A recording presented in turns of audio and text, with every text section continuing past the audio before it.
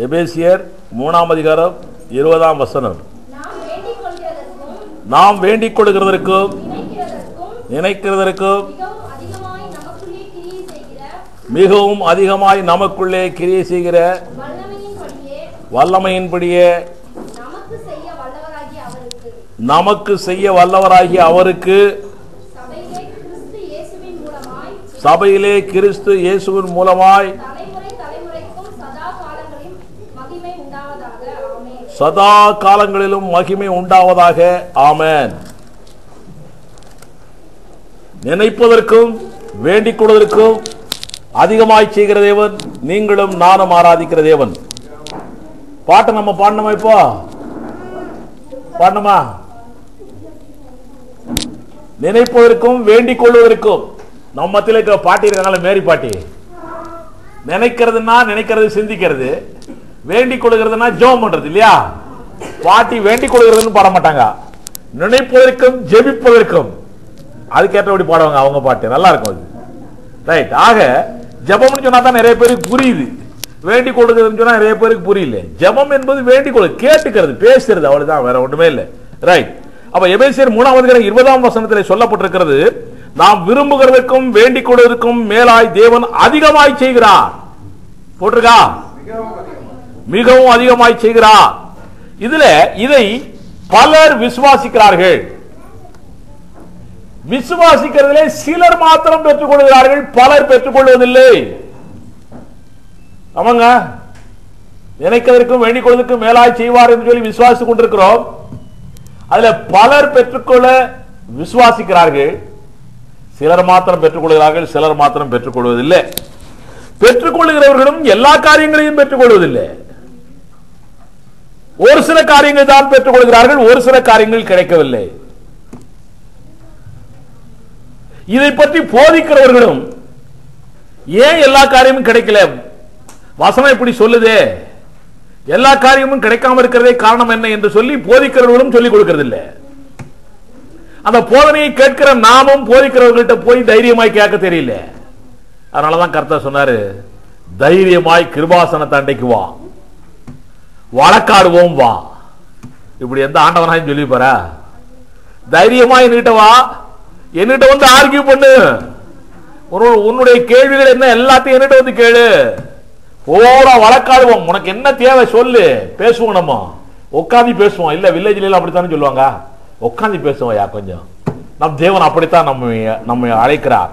இதுல எபேசியர் 3:20 இப்ப நம்ம சொன்ன மாதிரி மிகவும் அதிகமாய், மிகவும் அதிகமாய், சூப்பர்லேட்டிவ் டிகிரி 2 போட்டிருக்குது. மிகவும் அதிகமாய் செய்வேன் என்று சொல்லுகிறார்கள். அந்த இடத்துல பவுல் எழுதுகிறான். இதை படிச்சுட்டு நிறைய பேர் நிறைய சர்ச்சில் அப்படி எல்லாம் பிரசங்கம். அங்க ஒரு கார் இருக்கா, காரை பாக்குறியா, அந்த கார் பிடிச்சிருக்கா, உனக்கு விரும்புறியா, உடனே கார் மேல கை வையே, இந்த கார் எனக்கு தான் சொல்லி ஜெபம் பண்ண, விரும்புவதற்கு வேண்டி கொடுக்க மேல தேவன் கொடுத்துருவார். இப்படி சொல்லி சொல்லி நிறைய பேர் ஒவ்வொரு காரு வீடு எல்லா இடத்துலையும் போய் போய் போய் ஜெபம் பண்றான். அப்புறம் அவங்க தியேட்டருக்கு ஜெபம் பண்ணீங்களா நீங்க? ஜெபம் பண்ணாங்களா? சரி சரி சரி. இப்படி ஒன்னொன்னு கூப்பிட்டு ஜெபம் பண்றான். ஒரு சில ஆட்களுக்கு கிடைக்குது, ஒரு சில ஆட்களுக்கு கிடைக்கல. உடனே எல்லாரும் என்ன செய்யறாங்க, என்னடா கிடைக்காம போச்சு, அப்படியே விரக்தி ஆயிடுறான். விரக்தியிலே பயங்கரமான நிலைமைகள்லாம் உண்டாகிறது தெரியுமா? விரக்தியிலே பின்மாற்றம் அடையக்கூடிய சூழ்நிலைகள் எல்லாம் உருவாகி கொண்டிருக்கிறது. இவர்கள் சொல்லுகிற இப்படிப்பட்டதான உபதேசத்தின் மூலமாய் பின்மாற்றம் நமக்குள்ளே தலை தூக்கி கொண்டிருக்கிறது. அது மாத்திரமல்ல, கள்ள உபதேசமும் பெருகிறது. கள்ள உபதேசம் பெருகிறதற்கும் பின்மாற்றம் நடக்கிறதுக்கும் மெயின் காரணம் பெந்தகோஸ்தே வட்டார போதனைகள் தான். நம்முடைய போதனைகள் தான். போதனைகள் சரியா இருக்கணும், 100% போதனையா இருக்கணும். நினைக்கிறதுக்கும் வேண்டிக் கொள்வதற்கும் மேலாய் கிடைக்கிறது என்று சொல்லி எல்ஐசி பில்டிங், நான் கூட ஒரு ட்ரிப் போகும்போது எல்ஐசி பில்டிங் நேரா கை வச்சு ஜெபம் பண்ணலாமான்னு நினைச்சேன். எல்ஐசி பில்டிங் 14 அடுக்கு மாடி கிடைக்குதே, பரவாயில்லப்பா, 14 அடுக்கு மாடி கிடைக்குது பத்தியா, மனுஷனுக்கு ஆச்சை பத்தியா. இப்படியே எல்லாரும் சொல்லி ஒருத்தருக்கும் கிடைக்கல.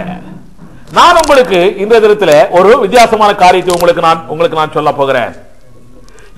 இந்த வசனத்தை விசுவாசிக்கிறோம் நம்ம எல்லாரும், நல்லது. இந்த விசுவாசம் அற்ப விசுவாசமா இருக்கக்கூடாது, சொற்ப விசுவாசமா இருக்கக்கூடாது, கடுகளவு விசுவாசமா இருக்கக்கூடாது. இது எப்படி இருக்குன்னு தெரியுமா? மார்க் 11:23 வாசிங்கள. கடன் மார்க் 11:23 சீக்கிரம் பேசக்கூடாது. எவனாகிலும் இந்த மலையை பார்த்து, மலை ஏதாவது தெரியுதா இங்க பக்கத்துல? அப்ப மலை இருக்கிற இடத்துல இருந்து தான் அவர் பேசியிருக்கிறாரு, மலை இல்லாத இடத்துல எல்லாம் பேசல. எவனாயிலும் இந்த மலையை பார்த்து நீ பெயர்ந்து, நீ யாரை பார்த்து சொல்றாரு? மலைகிட்ட சொல்றாருப்பா. மலைகிட்ட எல்லாம் பேசுவோம் நம்ம.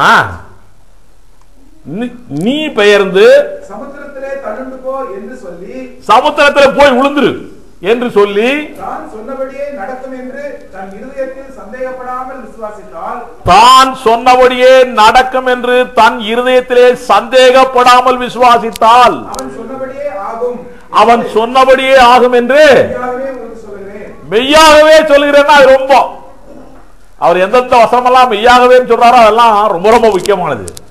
நான் மெய்யாகவே உங்களுக்கு விசுவாசம் அற்ப விசுவாசமா இருக்கக்கூடாது, சொற்ப விசுவாசமா இருக்கக்கூடாது, கடுகளை விசுவாசம் இருக்கக்கூடாது. மலையை பெயர்க்கத்தக்கதான விசுவாசம் நமக்கு இருக்கணும். மலையை பெயர்க்கத்தக்கதான விசுவாசம் உனக்கு இல்லாத வரைக்கும் உன்னுடைய கிறிஸ்தவ வாழ்க்கையில முன்னேற்றம் இல்லை. மலையை பெயர்க்கத்தக்கதான விசுவாசம் நமக்கு வேணும்.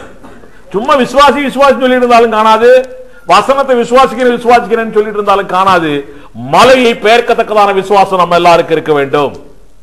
என்னையா பேருமா மலை பேருமா இப்படி சொல்லும் போதே விசுவாசத்தில் இறங்கிட்டியா? நீ கீழே இறங்கிட்டியா? அவன் ஏறி போறான். எத்தனை அடி? எத்தனை படி? 18 படி. பத்தியா பிரதர் கரெக்டா சொல்லிட்டாரு. 18 படி ஏறி போறான். எதுக்கு?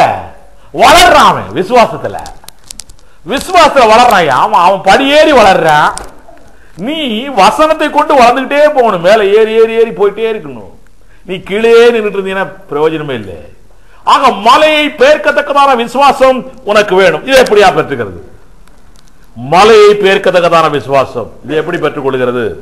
உங்களுக்கு நான் சொல்லுகிறேன், வரங்களிலே பைபிள் காலேஜ் ஸ்டூடெண்ட்களுக்கு எல்லாம் தெரியும், வரங்களிலே ஒரு வரம் விசுவாசம் என்பது ஒரு வரம். தெரியுமா உங்களுக்கு? 1 கொரிந்தியர் 12:9 வாசிங்க சீக்கிரமா. 1 கொரிந்தியர் 12:9 சீக்கிரம். அந்த ஆவியினாலேயே விசுவாசம். விசுவாசம் என்பது வரம். 9 வரங்களிலே விசுவாசமாகிய வரம் உனக்கு தேவை. இந்த விசுவாசமாகிய வரம் உனக்கு இருந்தால்தான் அது மலையை பெயர்க்கத்தக்கதாய் உனக்கு இருக்கும். விசுவாசமாகிய வரம் இருந்தால்தான் அது அற்பமாய் சொற்பமாய் அல்ல, கடுகளவு அல்ல, மலையை பெயர்க்கத்தக்க அளவுக்கு வரும். அப்படி என்றால் என்ன அர்த்தம்? எப்படி நம்ம அதை நாம் பெற்றுக்கொள்றது? அந்நிய பாஷை அடையாளத்தோடு பரிசுத்தாவியை நாம் பெற்றுக்கொண்டால் போதும். அந்நிய பாஷை அடையாளத்தோடு பரிசுத்தாவியை பெற்றுக்கொண்டால் போதும். நிச்சயமாய் நமக்குள்ளே விசுவாசமாகிய வரம் ஆட்டோமேட்டிக்கா கிரியை செய்யும். ஆமென். பரிசுத்தாவி பெறாதவர்களாம் பெற்றுக் கொள்ளுங்கள். அந்நிய பாஷை அடையாளத்தோடு பரிசுத்தாவி பெறாதவர்களாம் பெற்றுக் கொள்ளுங்கள். நிச்சயமாய் விசுவாசமாகிய வரம் நமக்குள்ளே கிரியை செய்யும். இந்த விசுவாசமாகிய வரம் உள்ள நீ, விசுவாசம் உள்ள நீ இல்ல. இனிமே நம்முடைய பிரசங்கம் அப்படி இல்ல. இதுவரைக்கும் எப்படி பிரசங்கம்? விசுவாசம் உள்ள நீ தான் பிரசங்கம். இனிமே எப்படி?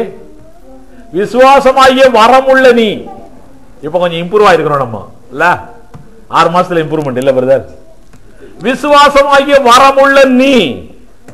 எபேசியர் 3:20 முழுமையாய் படித்து விசுவாசி. பாதி வசனம் மாத்திரம் படிக்கக்கூடாது. எப்சிபா படிக்கும்போது கூட ஒரு வசனம் மாத்திரம் படிச்சு விட்டுருச்சு. தொடர்ந்து படிக்கிறது இல்லை நம்ம ஆட்கள். எப்பவுமே பெரியாள் சொல்லிட்டார்ல, பெரியாள் சொன்னா பெருமாள் சொன்ன மாதிரி இல்ல. அதனால பெரியாள் போதகர் சொல்லிட்டார்ல, ஒரு வசனம் மாத்திரம் படிப்பாரு. விரும்புவதற்கு வேண்டிக் கொடுக்க மேலாய் தேவன் செய்வார், அவ்வளவுதான். பின்னால் உள்ளது படிக்கிறது இல்ல. அதோடு நின்றுக்கிறது மாட்கள். அதுக்கப்புறம் பைபிளை திறக்கிறது இல்லையே.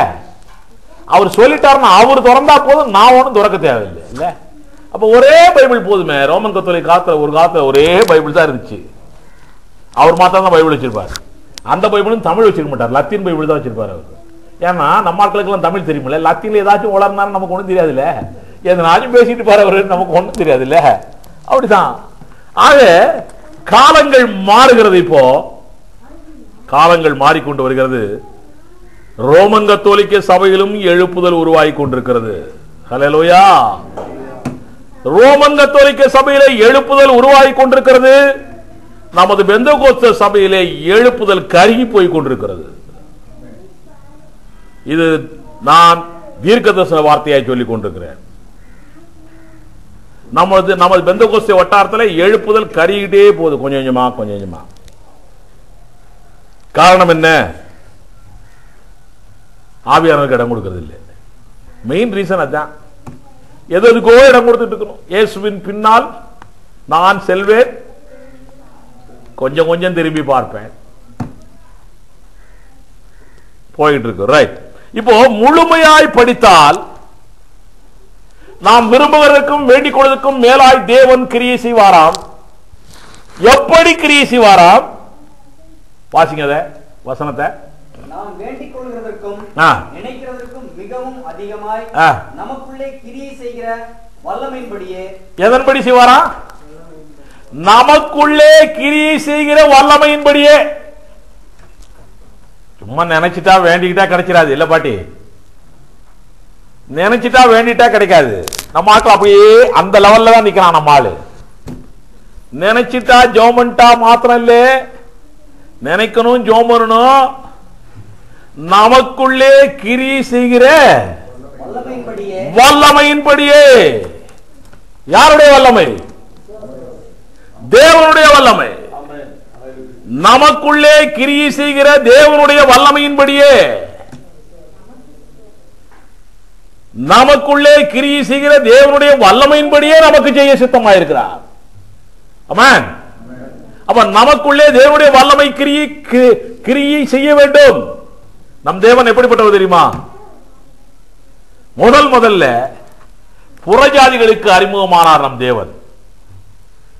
அதுல பெரிய ஆள் யாரு? புறஜாதிகளுக்கு நம் தேவன் அறிமுகமானார். அதுல பெரிய ஆள் யாரு? ஆபிரகாம். பைபிள் காலேஜ் ஸ்டூடெண்ட்லாம் அம்போடு உட்கார்ந்துருக்கிறீங்களே, டக்கு டக்குன்னு சொல்லிருந்தோம். ஆபிரகாம், அவனுக்கு தேவன் என்ன சொன்னாரு? ஆதியாகமம் 17ஆம் அதிகாரம் 1ஆம் வசனம்.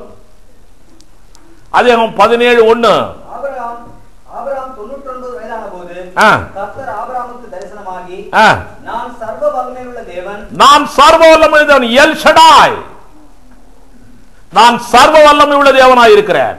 புறஜாதிக்காரன்கிட்ட போய் அவர் போய் பேசக்கூடிய நேரத்தில் அவர் சொல்லுகிற, தன்னை பற்றி சொல்லுகிற காரியம், முதல் காரியம் என்ன? நான் சர்வ வல்லமையுள்ள தேவன். ஆக அந்த உலகத்துல கடவுள்னு சொன்னா பயந்துட்டே இருந்தான். அந்த காலத்துல கடவுள் சொன்னா பயந்துட்டு இருந்தான். அதனாலதான் நம்முடைய திராவிட நாகரிகத்துல கூட 50 பூதங்களை வணங்கினார்கள். திராவிட நாகரிகத்துல தெரியுமா? காற்று, மழை, நீர், நெருப்பு, ஆகாயம், 5 விதமான பூதங்களை வணங்கினார்கள். என்னன்னா, பயங்கரமா புயல் மழை அடிச்சதுன்னா அதுல இருந்து விடுதலையே கிடைக்காது, செத்து போயிடுவான்ல. கடவுளே கடவுளேன்னு அதை போய் கும்பிடுவான். நெருப்பை பார்த்து பயங்கரமா தீ பிடிச்சதுன்னு அதை பார்த்து கும்பிடுவான். கடலை பார்த்து கும்பிடுவான், எல்லாத்தையும் பார்த்து. ஆக இப்படி அவனுடைய சக்திக்கு மிஞ்சின சக்திகளை எல்லாம் பார்த்து பார்த்து தெய்வம் என்று சொல்லி பயந்து வணங்கி கொண்டிருந்த காலம். திராவிட நாகரிகம் தான் உலகத்திலேயே பழம்பெரும் நாகரிகம். ஆபிரகாம் காலத்துக்கு முற்பட்ட நாகரிகம் திராவிட நாகரிகம். தெரியுமா உங்களுக்கு? ஆபிரகாம் காலத்திற்கு முற்பட்ட நாகரிகம் திராவிட நாகரிகம். இந்த திராவிட நாகரிகம் சிந்து சமவெளி பகுதியிலே இருந்தது. இது என்ன பைபிள் காலேஜ் சொல்லி கொடுக்குற மாதிரி சொல்றீங்களா? இந்த திராவிட நாகரிகம் சிந்து சமவெளி பகுதியிலே இருந்தது. அப்பதான் ஆபிரகாமுடைய கூட்டத்தார் ஹைபர் கணவாய் வழியாய் இந்தியாவுக்குள்ளே வந்தார்கள். யாரு? ஆபிரகாமுடைய கூட்டத்தார்.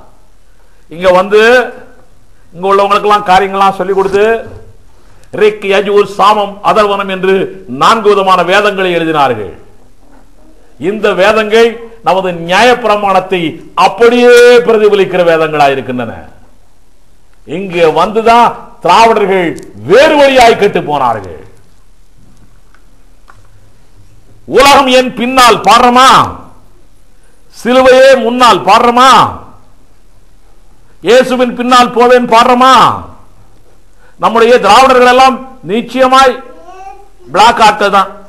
எனக்கு மேல பிளாக்கா இருந்திருப்பான். நானே பிளாக், பயங்கர பிளாக். எனக்கு மேல பிளாக்கா தான் இருந்திருப்பான். வெளிநாட்டிலிருந்து ஆபிரகாமுடைய சந்ததி எல்லாம் வந்துச்சுன்னா எப்படி இருக்கும்? சாராள் மாதிரி இதெல்லாம் கோஷ்டிகள்லாம் வந்தா எப்படி இருக்கும்? அழகா இருக்கும். அப்படி சொல்லியா? சாராளை பார்த்தா அந்த ராஜாவே வாங்கிட்டானே. இங்க வந்தா நம்மாரு இந்த 4 வேதத்தை படிக்கல விட்டுட்டான். உலகமே முன்னால் அவனுக்கு திராவிடன் கெட்டு போய்விட்டார். திராவிடனுக்கு இருக்கக்கூடிய வீக்னஸ் தெரிஞ்சுக்கிட்டான். வெளிநாட்டில இருந்து வந்தவன். நம்மகிட்ட இருக்கக்கூடிய வீக்னஸ் என்னங்கிறது பிசாசுக்கு தெரிஞ்சிருச்சுன்னா நம்ம பின்மாற்றத்துக்கு தான் போயிட்டு இருப்போம். நம்மகிட்ட இருக்கக்கூடிய வீக்னஸ் ஒண்ணுமே இருக்கக்கூடாது. வீக்னஸ் நம்மகிட்ட இருக்கக்கூடிய வீக்னஸ் பிசாசுக்கு தெரிந்து விட்டால் சீக்கிரமா விழுந்து போவோம். அப்படித்தான் திராவிடர்கள் விழுந்து போனார்கள். 50 பூதங்களுக்கு மேலே ஒரு பெரிய வல்லமை உள்ள தேவன் இருக்கிறார் என்று ரிக்கேஜூர் சாமம் அதர்வனம் வேதத்திலே எழுதப்பட்டிருந்தோம். அதை அவர்கள் அறிந்து கொள்ள முடியாமல் போய்விட்டது. இப்படிப்பட்ட சூழ்நிலையிலே ஆபிரகாமை தேவன் சந்திக்கிறார். நான் யார் தெரியுமா? சர்வ வல்லமை உள்ள தேவன். அவ்வளவுதான், சரணடைஞ்சு விழுந்துட்டான். எப்பா இதுவரைக்கும் யார் யாரையோ வல்லமை உள்ளவர் நினைச்சிருந்தோம். அவங்க ஊர்ல காளியாத்தா மாரியாத்தா இப்படி எல்லாம் இருந்துச்சோ என்னவோ தெரியல, அதையெல்லாம் கும்பிட்டு இருந்திருப்பான். இப்போ இவரை பார்த்த சர்வ வல்லமை உள்ள தேவன் ஒண்ணே இவர் மேல ஒரு நல்ல நம்பிக்கை வந்துருச்சு அவருக்கு. ஆக தேவன் நீ விரும்புகிறதுக்கும் வேண்டிக் கொள்வதற்கும் மேலாய் நமக்குள்ளே கிரியை செய்கிற அவருடைய வல்லமையின்படியே, சரிதானா? இந்த தேவனுக்கு வல்லமை உண்டு என்று அவரே வெளிப்படையே ஆபிரகாமிடம் சொல்லிவிட்டார். அது மாத்திரம் இல்ல, முதலே மனிதனை உருவாக்கும் பொழுது, ஏதேன் தோட்டத்திலே உருவாக்கும் பொழுது, ஆதாமையும் ஏவாளையும் உருவாக்கும் பொழுது, மல்கியா 2ஆம் அதிகாரம் 15ஆம் வசனத்தில் எழுதப்பட்டிருக்கிறது. வாசியுங்கள். மல்கியா 2ஆம் அதிகாரம் 15ஆம் வசனம். சீக்கிரம், கரண்ட் வரல, பரவாயில்லை. என்னங்க? அவர் ஒருவனை அல்லவா படைத்தார். ஆவி அவரிடத்தில் பரிபூர்ணமாய் இருந்தது. ஆவினா என்ன பிரதர்? வல்லமை. ஆவினா பரிசுத்தாவி நினைச்சிட்டு காணாமல். வல்லமை அவரிடத்திலே பரிபூர்ணமாய் இருந்தது. ஒரே ஒரு ஆதாமை மாத்திரம் படைச்சிருக்க முடியுமா அவரால? எத்தனை பேர் வேணாலும் படைச்சிருக்கலாம். அவரு வல்லமை அவரிடத்தில் பரிபூர்ணமாய் இருந்தது. பின்ன ஏன் ஒருவனை படைத்தார்? ஆக படைக்கும் பொழுதே மல்கியாவிலே எழுதப்பட்டிருக்கிறது. மல்கியா தீர்க்கதரிசி சொல்லுகிறான், தேவனிடத்திலே வல்லமை பரிபூர்ணமாய் இருந்தது, குறைவே இல்லை. ஆக நம் தேவன் வல்லமை உள்ள தேவன், சர்வ வல்லமை உள்ள தேவன். வெளிப்படுத்தல் 16-17 நினைக்கிறேன், சர்வ வல்லமை உள்ள தேவன் என்று எழுதப்பட்டிருக்கிறது. ஆக சர்வ வல்லமை உள்ள தேவன், எல் ஷடாய், வல்லமை பரிபூர்ணமாய் இருக்கிற தேவன். இந்த தேவன் சர்வ வல்லமை உள்ள தேவன் நமக்குள்ளே கிரியை செய்ய தன்னுடைய வல்லமையை பிரயோகப்படுத்துகிறார். சரிதானா? நமக்குள்ளே கிரியை செய்கிற அவருடைய வல்லமையின்படியே. அப்போ நாம் விரும்புவதற்கும் வேண்டிக் கொள்வதற்கும் மேலாய் நமக்குள்ளே கிரியை செய்கிற அவருடைய சர்வ வல்லமையின்படியே நமக்கு காரியங்கள் நடக்கும். சரிதானா? என்ன காரியம் நடக்கும்? அதுல மிகவும் அதிகமாய் நடக்கும். அதுல கடைசியில போட்டிருக்கு அதிசயங்கள் நடக்கும். போட்டிருக்கா? வசனத்தில் இருக்கா இல்லையா? எபேசியர் 3:20-21.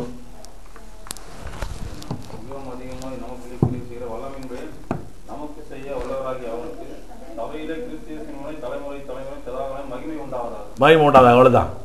நம்ம இவர் எழுதிக்காரு, பெர்க்மான்ஸ் எழுதிக்காரு, அதிசயம் செய்து விடுவார். அவர் பாட்டு. ஆக அதிகமாய் வல்லமைக்கு மேலே, அதாவது நம்ம விரும்புவதற்கும் வேண்டிக் கொள்வதற்கும் மேலாய் ஒரு காரியம் நடக்குதுன்னா அது நிச்சயம் அதிசயமா தான் இருக்கணும். இல்ல, அற்புதமான காரியங்களும் நடக்கும், ஆனா அதிசயங்களும் நடக்கும். ஆமென். ரைட். லூக்கா 1:37 போட்டிருக்கு, நம் தேவனால் கூடாத காரியம் ஒண்ணுமே இல்லை. சரிதானா? ஒண்ணுமே இல்லை. யோபு 42:2 சொல்லுது. என்ன சொல்லுது? என்னமோ சொல்லுது. என்னையா? தேவரீர் சகலத்தையும் செய்ய வல்லவர், நீர் செய்ய நினைத்தது தடைபடாது என்பதை அறிந்திருக்கிறேன். சகலத்தையும் செய்ய வல்லவர், நீர் செய்ய நினைத்தது ஒன்றும் தடைபடாது. நாம் விரும்புகிறோம், வேண்டிக் கொள்கிறோம், அவருடைய வல்லமை கிரியை செய்யணும். அவர் செய்ய நினைக்கிறார், செய்ய நினைக்கிறது ஒன்றுமே தடைபடாது. ஆனாலும் நாம் விரும்புவதற்கும் வேண்டிக் கொள்வதற்கும் மேலாய் காரியங்கள் நடக்கவில்லையே. சரிதானா? அவர் செய்ய நினைத்ததுதான் என்ன? நமக்குள்ளே நம் தேவன் செய்ய நினைத்தது என்ன? சொல்லுங்க பார்க்கலாம். நமக்குள்ளே நம் தேவன் செய்ய நினைத்தது என்ன?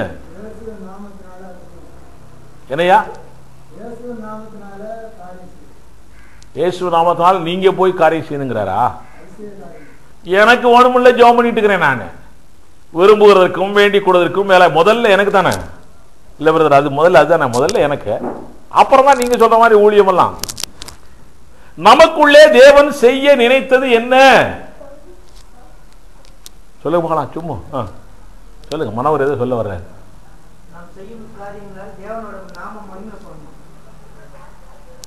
எனக்கு இல்லையா கேட்கிறேன். நான் எல்லா காரியமும் ஜெபம் பண்றேன்.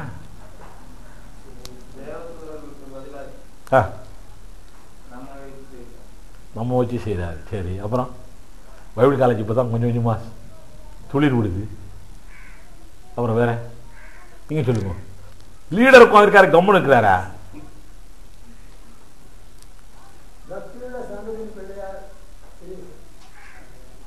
அதெல்லாம் ஒழுங்கு, கேரக்டரு, சிறையிருப்ப மாத்துறாரமா? சரி சரி, ஒன்னே ஒண்ணு சொல்றேன். நிறைய நிறைய காரியங்கள் இருக்கலாம். என்னையா?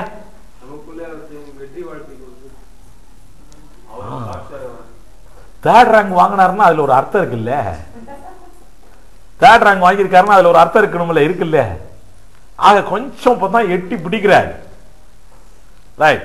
மத்தேயு 6ஆம் அதிகாரம் 10ஆம் வசனம் வாசிங்க.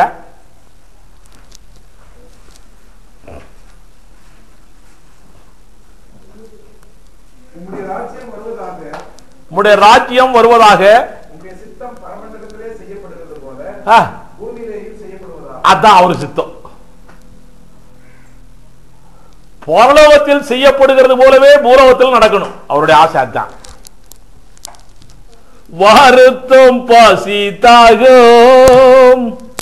மான துயரம் அங்கே இல்லை. வருத்தம் பசித்தாகும் மான துயரம் அங்கே இல்லை. விண்கிரீடம் வாஞ்சிப்பேன், விண்ணவர் பாதம் சேர்வேன், பரலோகமே.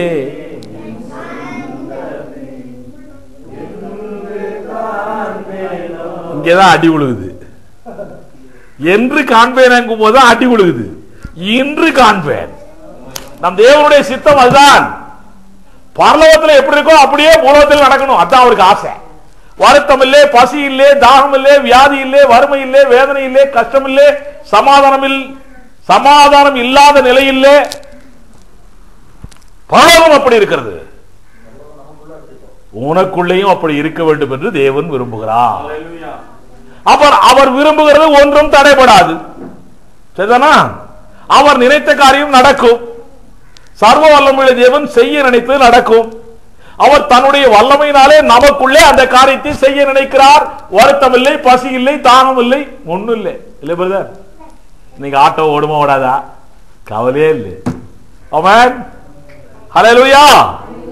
ஆக நம் தேவனுடைய திட்டமே, நம் தேவனுடைய சித்தமே அதான். நம்ம புள்ள நல்லா இருக்கணும். நிறைய அப்பா அம்மாவுக்கு அப்படித்தானே இருக்கும். நம்ம புள்ள நல்லா இருக்கணும் நினைக்கிறோமா இல்லையா? நினைக்கிறோம். கெட்ட பையனா இருந்தா கூட அவனை என்ன நினைக்கிறோம்? கெட்ட பையன் இருந்தாலும் சரிப்பா, நல்லபடியா சாப்பாடு, நல்லபடியா சாப்பிட்டு, நல்லபடியா ட்ரெஸ் பண்ணிக்கிட்டு, ஊர் மத்தியில்னாச்சும் நல்ல பையனா இருக்கட்டும் இல்லை நினைக்கிறவங்க இருக்காங்களா?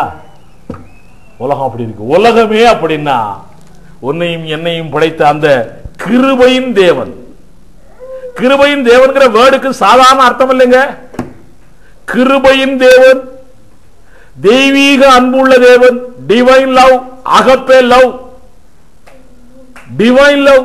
இப்படிப்பட்ட அன்பு நம்ம எல்லாரும் சொல்லுவோம். ட்ரெயின்ல போயிட்டே இருப்போம், பேசிட்டு இருப்போம், அன்பா இருப்போம், எல்லாம் பேசுவோம். அவ்வளவுதான். ட்ரெயின் விட்டு இறங்கிட்டா லவ் போச்சு. அன்பு இல்லை, முடிஞ்சது. வீடு வரை உறவு, வீதி வரை மனைவி, காடு வரை பிள்ளை, கடைசி வரை உலகம் எப்படி இருக்கு? உலகம் அப்படி இருக்கு. நம்ம என்னமோ நினைச்சிட்டு இருக்கிறோம். அப்பா அம்மா பிள்ளை கொண்டாட்டி எல்லாமோ நினைச்சிட்டு இருக்கிறோம். எல்லாம் அவுட்டு. அந்த அந்த அன்பெல்லாம் கொஞ்சம் தான். கொஞ்சம் புருஷனும் மனைவி இருக்காங்கன்னு வச்சுங்களேன், கொஞ்சம் ஒரு மாதிரி நல்லா ஒருத்தருக்கு ஒருத்தர் அன்பா பேசி அழகா பேசி ஒரு மாதிரி இருந்தாங்கன்னா ரொம்ப அன்பா இருப்பாங்க. ஒரு மாதிரி இருந்துச்சுன்னா சி இவோ ஒரு பொண்டாட்டியா, சி இவன் ஒரு புருஷனா, ஏதோ எங்கெங்கயோ பார்வைகள்லாம் போயிட்டு இருக்கு இல்ல, அப்படியெல்லாம் உண்டு. சரி, அவன் நல்லா சம்பாரிச்சிட்டுலாம் வந்தான்னா உடனே சே இவர் இப்படி போல புருஷன் வருவாரா? அந்த புருஷன் அசிங்கமா இருந்தா கூட துட்டு இருந்தா போதும். இந்த காலத்துல பெண்கள் மத்தியில் அப்படி ஒரு காரியங்கள் உண்டு. பெண்கள் மத்தியில் அவர்களுக்கு தேவை வருமானம், மெயின் அப்படித்தான் இருக்கு. கம்யூனிசம் என்ற ஒரு தத்துவம் வெளியானது காரணமே பொருளாதார சீர்கேடு, பொருளாதார குறைவு. அதுல இருந்து வந்ததுதான் கம்யூனிசம் எல்லாம். அதனால பொருளாதாரத்தில் அதனாலதான் நிறைய தவறான காரியங்கள் வாழ்க்கையில் நடக்கிறது. விபச்சாரம், வேசித்தனம், இப்படிப்பட்ட காரியங்கள்லாம் நடக்கிறது. அதுல விசேஷமாய் பெந்தகோஸ்தே வட்டாரத்திலே பயங்கரமாய் காரியங்கள் நடக்கிறது. பணத்துக்காக, பணம் இருந்தால் போதுங்கிற நிலைக்கு ஆகி போச்சு இப்போ. ஆக நம் தேவனுடைய அன்பு வித்தியாசமான அன்பு. நம் தேவனுடைய அன்பு தெய்வீக அன்பு. இந்த அன்பு நமக்கு இருக்கணும்னு விரும்புறாரு அவரு. நம்ம கிட்ட கொஞ்சம் கொஞ்சம் வருது, அப்புறமா போயிருது. இல்ல ஞாயிற்றுக்கிழமை வருது, அப்புறமா போயிருது. ஞாயிற்றுக்கிழமை வருது, அப்புறமா போயிருது. ரைட், பரவாயில்லை. ஆக நம் தேவன் பரலோகம் போலே இந்த பூலோகம் வர வேண்டும் என்று விரும்புகிற தேவன். நம்ம எல்லாரும் நிம்மதியாய், சந்தோஷமாய், சமாதானமாய், செழிப்பாய் வாழ வேண்டும் என்று விரும்புகிற தேவன். விரும்புறாரா இல்லையாங்க? விரும்புறாரா? நிறைய பேர் இந்த பூமியில இப்படித்தான் பிரதர் இருக்கணும், பரலோகத்தில் போய் தான் சந்தோஷமா இருக்கணும்னு சொல்றாங்களே, அதுக்கு என்ன நினைக்கிறீங்க? பைபிள் காலேஜ் வேலை செய்யுது. ஸ்தோத்திரம். ரைட். ஆனாலே இப்ப நமக்கு என்னன்னா, நம் தேவன் இப்படி சித்தமுள்ள தேவன் நம்மத்திலே கிரியை செய்ய வல்லவராய் இருக்கிறார். ஆனாலும் நமக்குள்ளே முழுமையாய் கிரியைகள் நடக்கவில்லையே. காரணம் என்ன? கேள்வியாதான். 2 பேதுரு 1ஆம் அதிகாரம் 3-4 வசனங்களை வாசிக்க போறோம். தம்முடைய மகிமையினாலும் காரணத்தினாலும் நம்மை அழைத்தவரை அறிகிற அறிவினாலே. தம்முடைய மகிமையினாலும். மகிமைன்னு என்னங்க? மகிமை இங்கிலீஷ். அது மகிமைன்னு என்ன? கனத்துக்குரிய. யார் சொன்னது? Very good. மகாகணம் பொருந்தியவர். அதனாலதான் அந்த காங்கிரஸ் பீரியட்ல எல்லாம் மந்திரிகளுக்கெல்லாம் கணம் பொருந்திய முதலமைச்சருக்கு என்ன ஒரு வேர்டு சொல்லுவாங்க? இல்ல அது இப்போ கணம் பொருந்திய ஏதோ ஒன்று சொல்லுவாங்க. அமைச்சர், மந்திரி, முதல் மந்திரி அவர்களே அப்படிதான் சொல்லுவாங்க. அப்போ கணம் பொருந்தியன்னா முந்தியெல்லாம் புரியல நிறைய பேருக்கு. அதுக்கப்புறம் அண்ணாதுடைய ஆட்சி, கலைஞருடைய ஆட்சி வந்த ஏற்பாடு கணம் பொருந்தியன் வேண்டாம்ப்பான்னு சொல்லி மாண்புமிகு, ஹானரபிள். ஹானரபிள்ங்கிற வார்த்தை எங்க சொல்றாங்க? கோர்ட்ல சொல்றாங்களா? கோர்ட்ல தானே சொல்லுவான். நம்ம பையன் இருக்கான ராஜன், இவனை செக்ரட்டரியேட் கூட்டி போயிருக்காங்க. நம்முடைய மனைவி கஸ்தூரிபாய் கூட்டி போயிருக்காங்க. செக்ரட்டரியேட் போயிட்டு அங்கெல்லாம் பாடுறா அப்படி இப்படின்னு சொல்லிக்கிறாங்க. அவன் கடல்லாம் பார்த்துட்டு அப்படியே பார்த்துட்டு வந்திருக்கான். அங்க ஹைகோர்ட் வந்துருக்குது. ஹைகோர்ட் வந்து சினிமாவில எல்லாம் ஹைகோர்ட்லாம் காட்டுவாங்கல்ல, அவனுக்கு ஹைகோர்ட்னு சொல்ல தெரியல. அவன் என்ன சொல்லிக்கிறான்? ஆன்டி, இந்த ஆர்டர் இருக்குது பாருங்க. எப்படி ஆர்டர் இருக்குது பாருங்கன்றான். ஆக மக்களுக்கு சில காரியங்கள் மனசுல பதிஞ்சிருது. அதை விளக்கி சொல்றதுக்கு ஒருத்தர் இல்லாம இருக்கிறாங்க. அதுக்கு தான் நம்முடைய பைபிள் காலேஜ் பிரதர் சொன்ன மாதிரி உலகம் போய் கலக்கணும். கலக்கினதோட இல்ல, மீன் பிடிக்கணும். கலக்கினா தான் மீன் பிடிக்க முடியும். ஆமென். ஸ்தோத்திரம். ரைட். ஆக மகிமையினால ரொம்ப மாண்புமிகு, ரொம்ப கனம் பொருந்திய, அதனாலும் காருண்யத்தினாலும். கருணை யூனிவர்சிட்டி இல்ல, காருண்யம் என்ன? கருணை. கருணையினாலும் நம்மை அழைத்தவரை அறிகிற அறிவினாலே. நம்ம மேல கூடிய இரக்கத்தின் பேர்ல தான் அழைச்சிருக்காரு நம்மள. நம்ம பெரிய உத்தமரு சத்திய புத்திரர்னு சொல்லி அழைக்கல நம்மளெல்லாம். நம்ம மேல கூடிய இரக்கம், அவர் பெரியவர், நம்மை அழைத்திருக்கிறார். அழைத்தவரை அறிகிற அறிவினாலே ஜீவனுக்கும் தேவ பக்திக்கும் வேண்டிய யாவற்றையும் அவருடைய திவ்ய வல்லமையானது நமக்கு தந்தருளும் நன்றி. உலகத்தில் உண்டான கேட்டுக்கு தப்பி திவ்ய சுபாவத்துக்கு பங்குள்ளவர்களாகும் பொருட்டு மகா மேன்மையும் அருமையான வாக்குத்தத்தங்களும் அவைகளினாலே நமக்கு அளிக்கப்பட்டிருக்கிறது. ரைட். மகிமையினாலும் காருண்யத்தினாலும் நம்மை அழைத்தவரை அறிகிற அறிவு நம்மிடத்தில் இருக்கு. அவரை அறிகிற அறிவு நம்மிடத்தில் இருக்கணும். அது இருந்தால் அவருடைய திவ்ய பரிபூர்ணமான வல்லமை நமக்குள்ளே கிரியை செய்யும்.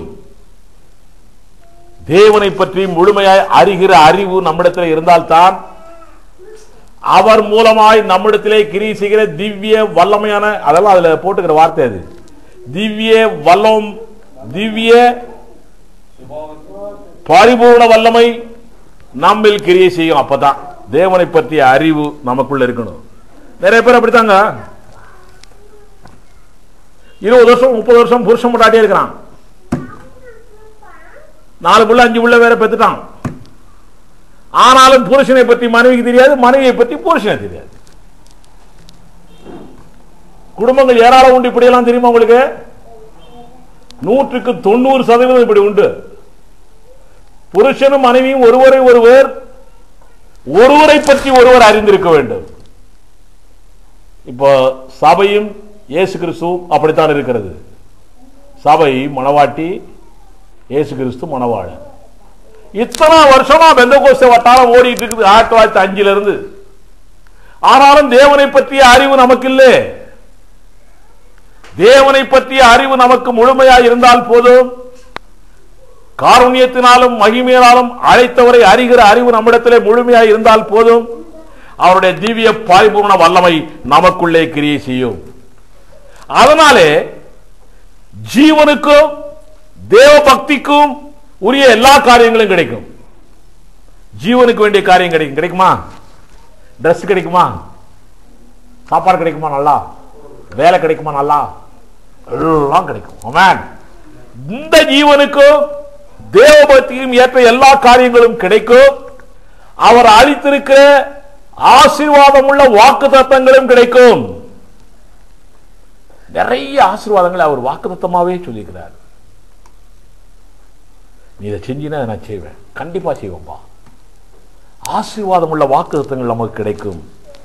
இது தாராளமாய் பலிக்கும். தேவனை அறிந்திருக்கிறோம், ஆனால் தேவனை பற்றி அறியாமல் இருக்கிறோம்.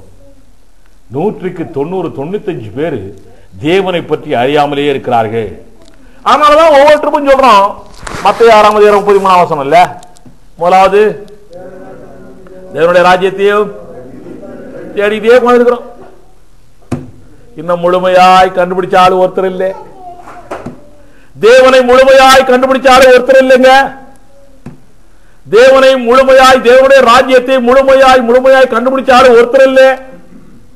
அப்ப தேவனையும் தேவனை பற்றி அறிவையும் தேவனுடைய ராஜ்யத்தையும் 100க்கு 100 கண்டுபிடித்தவன் எவனோ அவனுக்கு 100% கிடைக்கும். சரிதானா? அதனாலதான் நிறைய பேர் காசிக்கு போறான், ராமேஸ்வரத்துக்கு போறான், இமயமலைக்கு போறான். அங்க போய் உட்கார்ந்துக்கிறான், சாமி ஆயிரான், சன்னியாசி ஆயிடுறான். தேவனை தேடுறேன்னு சொல்லி அங்கே இருந்து செத்தும் போயிடுறான். பாவம், ஒருவனும் தேவனை கண்டதில்லை. இந்த தேவன் நம்மை தேடி வந்திருக்கிறார், நமக்குள்ளே இருக்கிறார். நாம் தேவனோடு பார்க்கிறோம், பேசுகிறோம், பழகிறோம். ஆனாலும் தேவனை பற்றிய அறிவு முழுமையாய் நமக்கு இல்லை.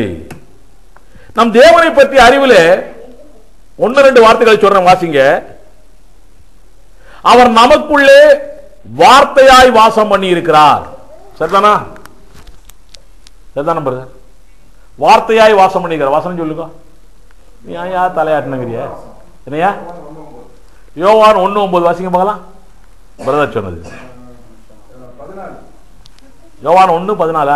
அந்த வார்த்தை மாம்சமாகி கிருபையினாலும் சத்தியத்தினாலும் நிறைந்தவராய் நமக்குள்ளே வாசம் பண்ணினார். நமக்குள்ளே வாசம் பண்ணினார். ஆக வார்த்தையாய் தேவன் வாசம் பண்ணினார். அது ஒரு வார்த்தையாய் தேவன் நமக்குள்ளே வாசமாய் இருக்கிறார். அதை இன்னும் கொஞ்சம் ஸ்ட்ராங்கா சொல்லணும்னா யோவான் 15:7 எடுத்துக்கலாம். இன்னும் கொஞ்சம் ஸ்ட்ராங்கா சொல்றது, என்னிலும் என் வார்த்தைகள் உங்களிலும் நிலைத்திருந்தால் நீங்கள் கேட்டுக்கொள்வது எதுவோ நான் உங்களுக்குள்ள இல்ல, என் வார்த்தை ஆனா நீங்க எனக்குள்ள இருக்கிறீங்க. அதான் அது சொல்லியிருக்கு, என் வார்த்தை உங்களுக்குள்ள இருக்கிறது. ஆக நமக்குள்ளே தேவன் வார்த்தையாய் இருக்கிறார். இருக்கிறா? நமக்குள்ளே தேவன், ஆவியான தேவன் நமக்குள்ளே இருக்கிறார். வசனம் சொல்லுங்க பார்க்கலாம். ஆவியாய் நமக்குள்ளே இருக்கிறார். ஆவியான தேவன் நமக்குள்ளே இருக்கிறார். ரோமர் 8:11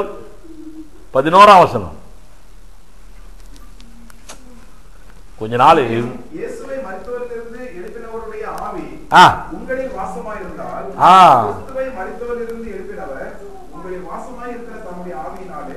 ஆக தேவன் ஆவியாய் நமக்குள்ள இருக்கிறார், தேவன் வார்த்தையாய் நமக்குள்ள இருக்கிறார். அதனாலதான் 1 யோவான் 4:4 சொல்லி இருக்கு, உலகத்தில் இருக்கிறவனிலும் என்னில் இருக்கிறவர் பெரியவர். ஆக நமக்குள்ளே இருக்கிறோம், நமக்குள்ள இருக்கிறாரு. அவரோட கிட்டி சேர சேர சேர அவருடைய பிரசன்னத்தில் மூழ்க மூழ்க மூழ்க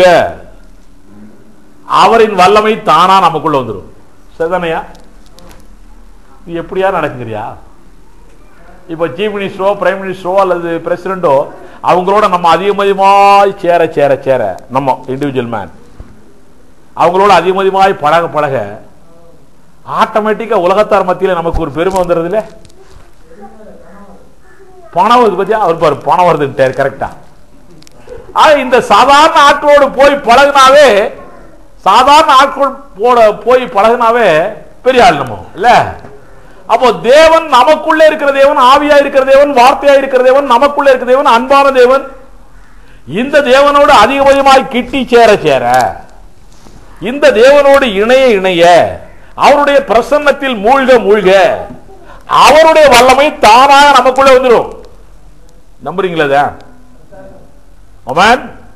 ஆட்டோமேட்டிக்கா இதெல்லாம் ஒட்டுவார் ஒட்டி மாதிரி அவரோட சேர சேர ஒட்டிக்க முடியாது. டக்கு டக்கு டக்கு டக்கு நம்ம போய் சேர்றது இல்லை, வர்றது இல்லை. என்ன பாட்டி?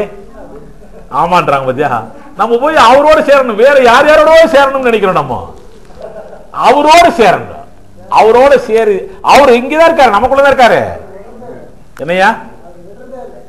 அவரு விட மாட்டாரா? நீங்க விட மாட்டீங்களா? விடவே மாட்டேன்றாரு. நம்ம தான் போய் சேரவே மாட்டேங்கிறோம் இல்ல? இதுக்கு என்ன செய்யணும்? அவருடைய பிரசன்னத்துல மூழ்கணும், அவரோடு ஒன்னா சேரணும். அப்படி சேரும்போது தேவனை பற்றி அறிகிற அறிவு நமக்கு வரும்.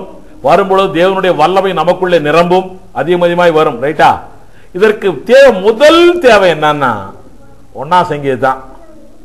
இரவும் பகலும் அவருடைய வேதத்தின் மேல் தியானமாயிருக்கிற மனுஷன் பாக்கியவான். பிரதர் பாஸ்டர் புதுசா வந்திருக்காரு போஸ்கோ சர்ச்சில் இருந்து.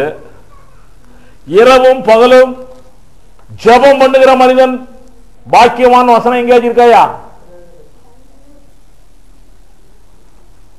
இல்லவே. இரவும் பகலும் வேதத்தில் தியானமாய் இருக்கிற மனுஷன் பாக்கியவான். நம்மால ஜெபம் ஜெபம் ஜெபனை சொல்லி மிரட்டி ஊருட்டி பயங்காட்டி எத்தனை மணி நேரம் ஜெபம் பண்றா? 1 மணி நேரமா? 1 மணி நேரம் பண்ண மாட்டான், போய் சொல்லுவான். 1 மணி நேரம் பண்ணியா? 2 மணி நேரம் பண்ணு, அப்பதான் உனக்கு ஆசீர்வாதம். 2 மணி நேரம் பண்றான், 4 மணி நேரம் பண்ணு, அப்பதான் உனக்கு ஆசீர்வாதம். உருப்படாதே. அவன் ஜெபம் பண்ணும்போது எதையோ நினைச்சிட்டு உட்காந்து ஜெபம் பண்ணிட்டு இருப்பான். நீ முதல்ல வேதத்தை தியானம் பண்ணு 24 மணி நேரமா, அதுக்கப்புறமா அப்பா கிட்ட பேசு. பேசுறது தப்பே இல்லை, பேசு. ஒண்ணும் தெரியாம பேசி எதுக்கே ஆகுது? ஒண்ணுமே தெரியாம. இப்போ முதலமைச்சரோடவோ சோனியா காந்தியோட பேசணும்னா ஏதாச்சும் ஒரு காரியம் தெரிஞ்சுதானே அவங்கள்ட்ட போய் உட்காந்து பேசணும். ஒண்ணும் தெரியாம சும்மா போய் உட்காந்துக்கிட்டு முதல்வரே வாழ்க முதல்வரே வாழ்க முதல்வரே வாழ்கன்னு சொல்லியிருந்தா பைத்தியக்காரன் கீழ்பாக்கத்தில் கொண்டு உட்கார ஐயான்றார் அவரு. அப்படித்தானேங்க? முதல்வரே இப்படி கொல்லுமேடு பகுதியிலே ஆச்சிரமம் வச்சிருக்கிறோம். இங்க 10-15 பேர் படிக்கிறாங்க. இவங்களுக்கெல்லாம் இது வேணும், அவங்களுக்கெல்லாம் செலவுக்கெல்லாம் பணம் வேணும், அரசாங்கத்துக்கு உதவி செய்யுங்க. ஏதோ ஒன்று போய் சொன்னா தானே அவர் செய்வார்னு அவரை போய் தெரியணும் முதல்ல. அப்போ அவரை பற்றி நாம் வேதத்திலே தியானம் பண்ணி அவர் இன்னார் என்று அறிந்து அவர் தேவனை பற்றி அறிந்த பிறகு அதுக்கப்புறம் அவரோடு பேசினா நல்லது. நீ 24 மணி நேரம் தியானமே பண்றது இல்லை, ஒன்னும் இல்லை. மேடையிலிருந்து என்ன கத்துறானோ, வெள்ளக்காக்கா வருது பாரு, வரவே வராது. எல்லாரும் ஆமா ஆமா ஆமா நம்ம இல்லைன்னு சொல்லிட்டோம்னு வச்சுக்கோ, நம்மளதான் தப்பா நினைச்சிருவாங்களோ, இவருக்கு ஆவி இல்லப்பா இவருக்குன்னு சொல்லிடுவாங்களோ அப்படின்ட்டு. ஆமா ஆமா வெள்ளக்காக்கா வருதுப்பா. எப்படி வேலை? கூட ஒரு குட்டி இருக்குதாம்மா, என்னடா இது? இப்படித்தான். இங்க ஒருத்தர் வந்தாரு, நான் இருந்த சர்ச்சில் முந்தி மலேசியால இருந்து வந்தார். தமிழ்நாட்டுக்காரர் மலேசியா போனா மலேசியக்காரன் பேர் மாத்திக்கிட்டாரு, எல்லாம் பண்ணிட்டாரு. நம்மளால நம்ம ஊர் பேரை சொன்னா மரியாதை இல்லை, வெளியூருக்காரன் சொன்னா தான் மரியாதை அவனுக்கு. ரைட். அவர் வந்த உடனே எல்லாம் வாங்க, உங்களுக்கு நான் ஜோம் பண்ண போறேன், கை வைக்க போறேன், கை வச்சா எல்லா பேருக்கும் விழுந்தாங்க, புடக்கு புடக்குன்னு கீழே விழுந்தான். என்னடா விழுவுறான், சரி நம்ம போய் நிற்போமே. தள்ளி தள்ளி பாக்குறாரு. நான் தான் உருவம் ரொம்ப பெருசாச்சா.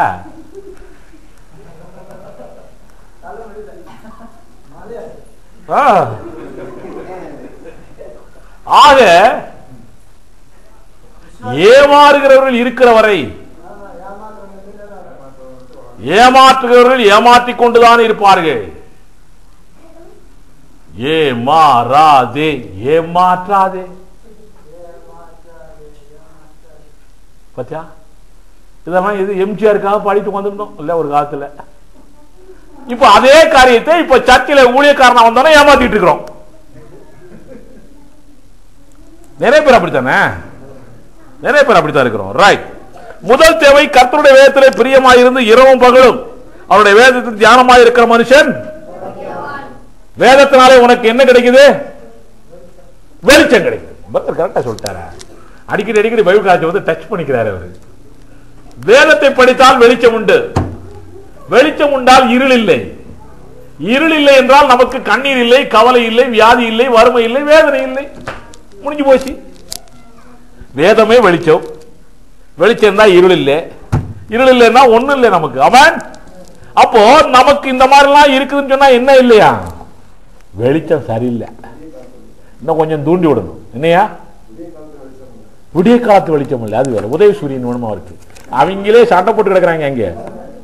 சரி, விடிய காலத்து வெளிச்சம்னா உதய சூரியன். சரி. ஆக வேதத்தை படிக்கிறது முதல் காரியம். வெளிச்சம் வேணும். படிச்சுட்டா இந்த தேவன் எப்படிப்பட்டவர்னு புரிஞ்சிடும் நமக்கு. 1 யோவான் 4ஆம் அதிகாரத்தில் எழுதப்பட்டிருக்கிறது, இந்த தேவன் அன்பாகவே இருக்கிறார். போட்டிருக்கா? தேவன் அன்பாகவே இருக்கிறார். God is love. நம்மால love is God ன்னு போட்டுக்கிறான். பாத்திருக்கீங்களா? அன்பே தெய்வம் இல்லை, தேவன் அன்பா இருக்கிறார். அன்பு தெய்வம் அல்ல. அன்பு தெய்வம்னா இயேசு தெய்வம் இல்லைன்னு அர்த்தம். சத்தனா? அன்புதான் தெய்வம் என்று சொல்லிவிட்டால் இயேசு தெய்வம் இல்லை என்று அர்த்தம். லவ் இஸ் காட் எங்கேயாச்சும் கிறிஸ்தவ வீட்டில் போட்டிருந்தா சொல்லி கொடுங்க அவனுக்கு போய். God is love. தேவன் அன்பா இருக்கிறார். யோவான் 3ஆம் அதிகாரம் 16ஆம் வசனம் சொல்லுது, அவர் நமக்காய் ஜீவனை கொடுத்தார், நாம் நரகத்திற்கு போகக்கூடாது என்பதற்காய். அப்படித்தானையா? நாம் நரகத்திற்கு போகக்கூடாது என்பதற்காய் நமக்காய் ஜீவனை கொடுத்தார். எபேசியர் 2ஆம் அதிகாரம் 10ஆம் வசனம் சொல்லுது, அவருடைய கேரக்டரே குணாதிசயமே நன்மை செய்யறதான். நம் தேவனுடைய அவருடைய குணாதிசயமே நன்மை செய்யறதான். நிறைய சாமி எல்லாம் பாத்தீங்கன்னா, நான் எங்க ஊருக்கு பக்கத்துல ராத்திரி எல்லாம் போவேன். இந்த சாமி இப்படியா பல்லிட்டு, எனக்கு மேல கருப்பது, பல்ல இப்படி வச்சுக்கிட்டேன், நாக்க தொங்க போட்டுட்டேன், கண்ணை உறுத்திட்டு ஒரு மாதிரி, கையில ஒரு ஈட்டி கம்பு இதோ வச்சுக்கிட்டு அப்படி நிக்க. என்னடானா கருப்பசாமியா. அப்புறம் மாடசாமிம்பா. என்ன பேரு? மாடசாமி, கருப்பசாமி, காளியாத்தா, மாரியாத்தா, என்னது முண்டக்கண்ணியம்மா பாரியா. ஏன் நல்ல கண்ணு இருக்கக்கூடாத? அதை பார்த்தாவே பயமா இருக்கும். ராத்திரில இப்படி போகும்போது அப்படியே கண்ணை மூடிட்டே இப்படியே போயிடுவேன் நான். பயமா இருக்கு எனக்கு. இப்படியெல்லாம் இப்படிப்பட்ட காலம் இன்னும் அந்த சிலை இருக்குதுங்க. இத்தனை ஆண்டுகள் ஆகியும் அந்த அந்த சிலை மலையிலேயே அழியல, ஒன்னும் அழியல. எப்படித்தான் செஞ்சானோ தெரியல அவன். இன்னும் அந்த சிலை இருக்கு. பெயிண்ட் பண்ணுவோம், அது வேற விஷயம், ரைட். ஆனால் நம் தேவன் ஈட்டி வச்சுக்கிட்டு அம்பு வச்சுக்கிட்டு வில்லு வச்சுக்கிட்டு இருக்காரா? மனவர் எங்கேயும் பார்த்திருக்கிறீரா? நம்ம தேவன் அன்பா இருக்கிற தேவன். இவர் எப்பவுமே நன்மை செய்கிறதா நம் தேவனுடைய சுவாபம்.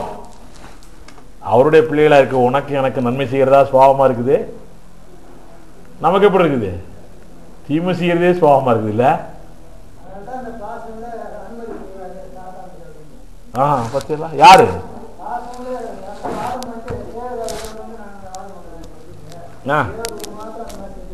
வரமாட்டேங்கிறாங்க.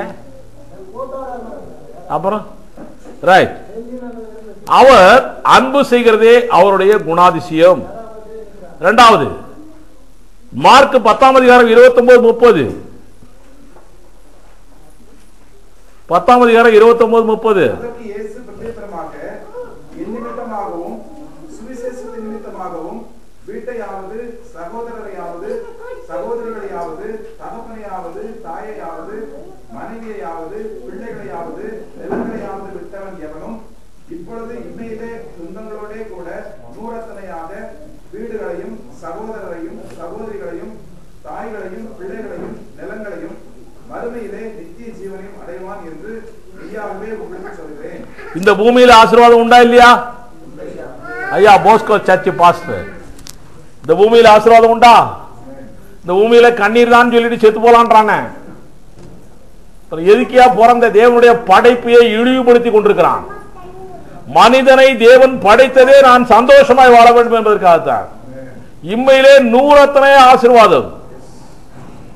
எப்படியா? கஷ்டங்களோட கூட, கஷ்டங்கள் உண்டு, கஷ்டங்களோட கூட துன்பங்களோட கூட நூறத்தனை ஆசீர்வாதம்.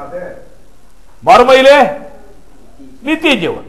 இப்போ இப்படிப்பட்ட தேவனை பற்றி அறிகிற அறிவு நாம் வேதத்தை தியானிக்கும் பொழுது கிடைச்சிருச்சு. சரிதானா? இந்த தேவனை அறிந்து விட்டால் அந்த தேவனுடைய வல்லமை நமக்குள்ளே கிரியை செய்ய ஆரம்பிக்கும். அப்போ நமக்குள்ளே அந்த தேவனுடைய வல்லமை கிரியை செய்ய என்ன நம்ம செய்யணும்? தேவனை அறிந்த நீ அறிந்த காரியத்தையே தியானித்துக் கொண்டே இருக்கணும். இருக்கணுமா வேண்டாமா? ஒரு ஆளு லவ் பண்ணிட்டாருன்னு வச்சுங்க, ஒரு பொண்ணையோ லவ் பண்ணிச்சா, முந்தையெல்லாம் பொண்ணை லவ் பண்றதா தான் இருந்துச்சு. இப்போல்லாம் பொண்ணு ஆம்பளை லவ் பண்ணுது, ஆம்பளை பொண்ணை லவ் பண்ணுது, இப்படிதான் இருக்கு இப்போ. ரைட், லவ் பண்ணிட்டான்னு வச்சுங்களேன், அதுக்கப்புறமா அவர் என்னத்தையா நினைச்சிட்டு இருப்பாரு? ராஜேஷ் ஒரு மாதிரி பாக்குறாரு, ஏன் பாக்குற அப்படி? லவ் பண்ணிட்டா வேற எதையுமே நினைக்க மாட்டான், அந்த பொண்ணை பத்தியாவது நினைச்சிட்டு இருப்பான், அந்த மாப்பிளை பத்தியாவது நினைச்சிட்டு இருப்பான். அதே போல நீ என்னைக்கு தேவனை பற்றி அறிந்து கொண்டாயோ வாசனத்தின் மூலமாய், அதுக்கப்புறம் அவரே நினைச்சுக்கிட்டு இருக்கணும். உன்னுடைய சிந்தனை சொல் செயல் எல்லாமே அவரையே நினைச்சுக்கிட்டு இருக்கணும். தப்பித்தவறி உன்னுடைய வாயின் வார்த்தை நீ படித்த வசனத்திற்கு விரோதமாய் போயிடக்கூடாது. அப்படி போனாலே நடக்காது. ஒண்ணு கரெக்டா போயிட்டே இருக்கணும். நாம் அறிந்த காரியத்தில் மிகவும் ஜாக்கிரதை உள்ளவர்களாக இருக்க வேண்டும். விஜிலண்ட், ரொம்ப ஜாக்கிரதையா இருக்கணும். இல்லாட்டி கள்ள உபதேசமும் தவறான உபதேசமும் நமக்குள்ளே வந்து கிரியை செய்ய ஆரம்பித்து விடும். படிச்சிருக்கிறோம், தேவனை பற்றி தெரிஞ்சிருக்கிறோம். அதுல நம்ம ஜாக்கிரதையாய் உறுதியாய் இல்லாவிட்டால் கள்ள உபதேசமும் தவறான உபதேசமும் நமக்குள்ளே புகுந்து கொள்ளும்.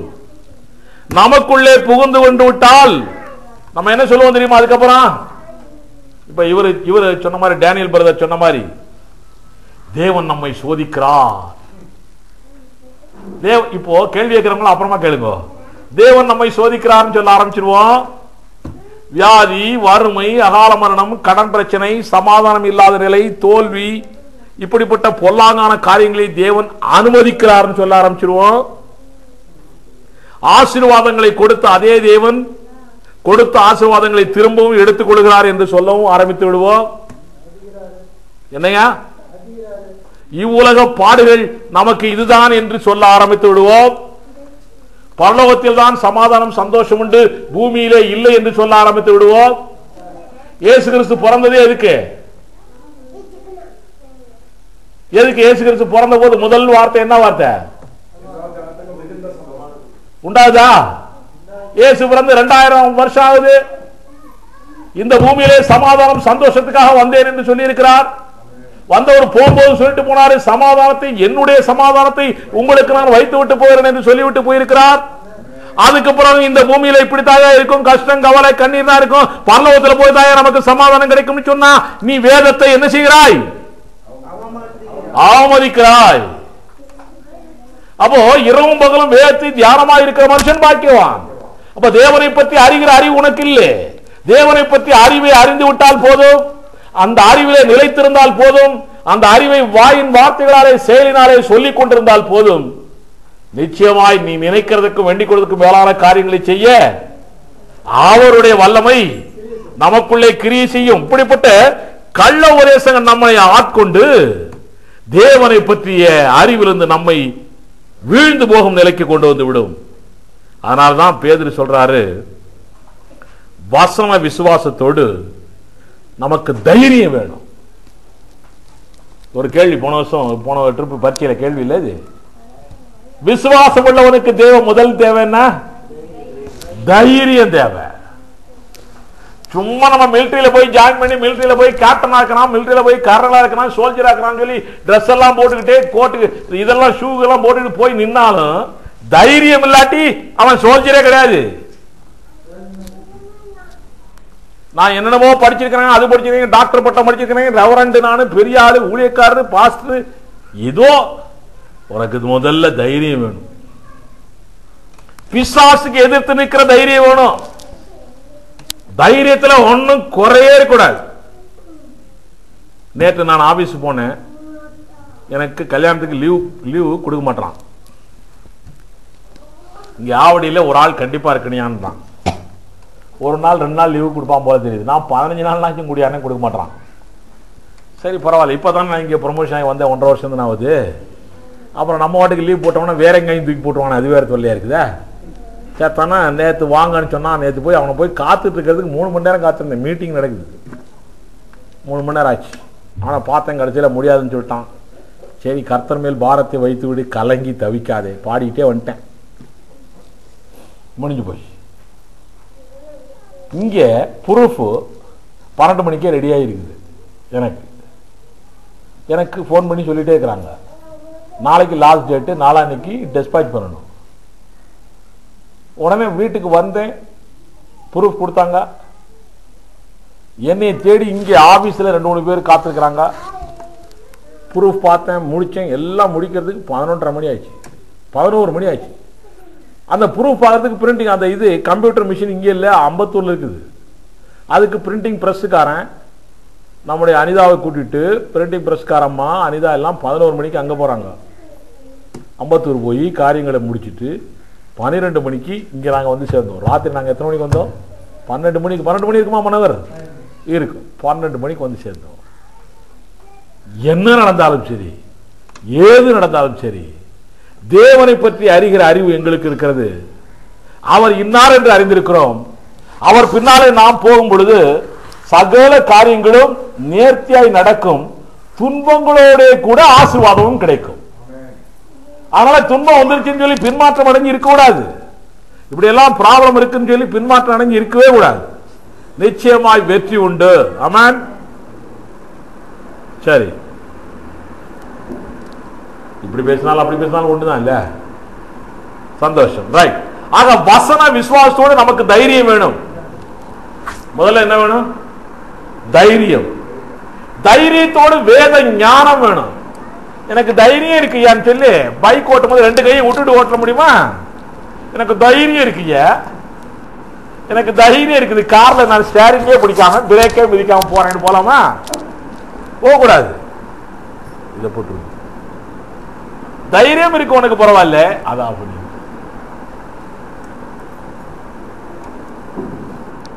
தைரியம் இருக்கு பரவாயில்ல, உனக்கு என்ன வேணும்? ஞானம் வேணும்.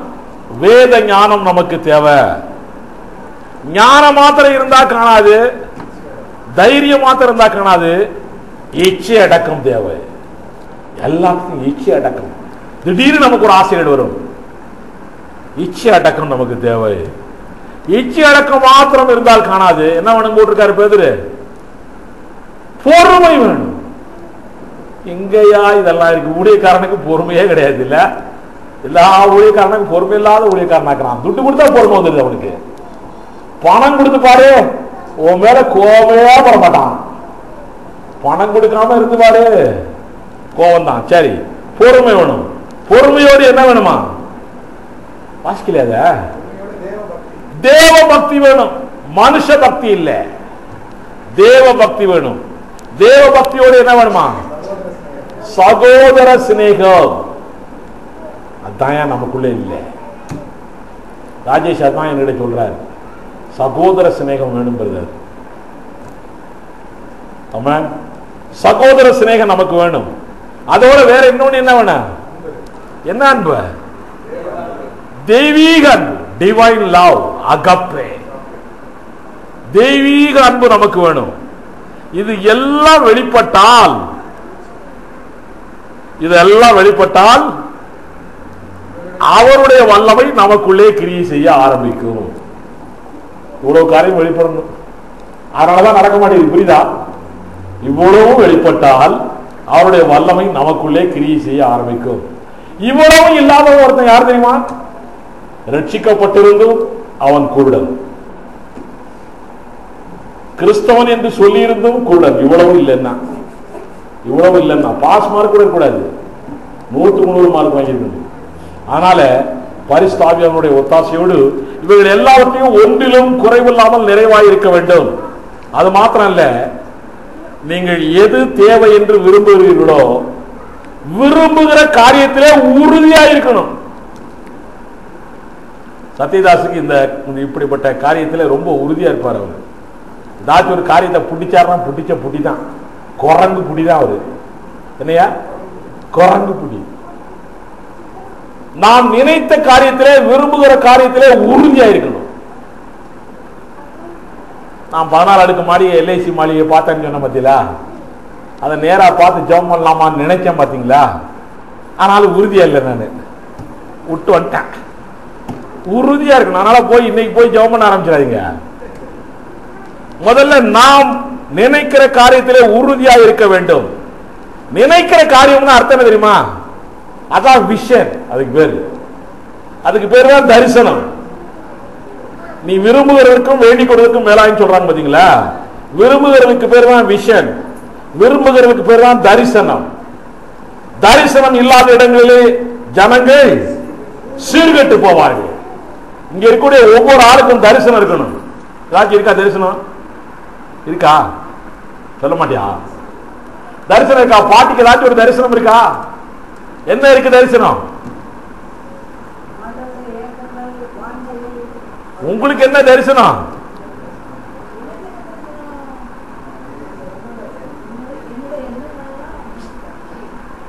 இல்ல, நீங்கள் சொல்லுகிற தரிசனத்திலே உறுதியா இருக்கணும்.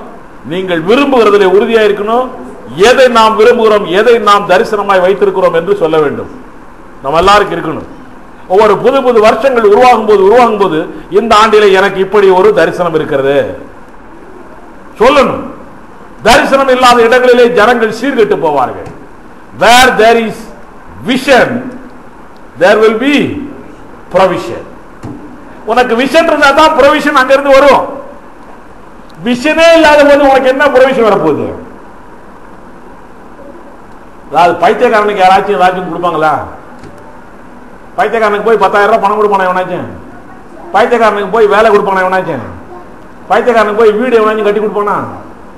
சோறு வேணா போடுவான், அவ்வளவுதான். அவன் பைத்தியக்காரனுக்கு தரிசனம் இல்லை, விஷன் இல்லை, விருப்பம் இல்லை, ஒண்ணு இல்லை. நீயும் நானும் விஷனோட, விருப்பத்தோடு, தரிசனத்தோடு இருக்க வேண்டும். இப்படி தரிசனத்தோடு இருந்தால் தேவனிடத்திலிருந்து ப்ரொவிஷன் வந்து கொண்டே இருக்கும், தேவன் கொடுத்து கொண்டே இருப்பார். ஆக நம்முடைய பார்வையெல்லாம் விசுவாச பார்வையா இருக்கணும். இந்த விசுவாச பார்வை வசனத்தை ஒத்த பார்வையா இருக்கணும். இது உறுதியான பார்வையா இருக்கணும். இது தேவனை அறிகிற பார்வையா இருக்கணும். இப்படி இருக்கும் பொழுது தேவனுடைய வல்லமை நமக்குள்ளே கிரியை செய்ய ஆரம்பிக்கிறது. அப்படி கிரியை செய்யும் போது நாம் விரும்புகிறதுக்கும் வேண்டிக் கொள்வதற்கு மேலாய் தேவன் செய்கிறார். இப்படி நமக்குள்ளே கிரியை செய்ய ஆரம்பிக்கும் பொழுது பிசாசானவன் கிரியை செய்ய விடாமல் தடுக்கிறதுக்கும் காரியங்களை செய்கிறான். யாரை விழுங்கலாம் என்று கெஞ்சிக்கிற சிங்கம் போல அலைந்து கொண்டிருக்கிறான். அப்ப பிசாசுக்கும் எதிர்த்து நிற்கணும்.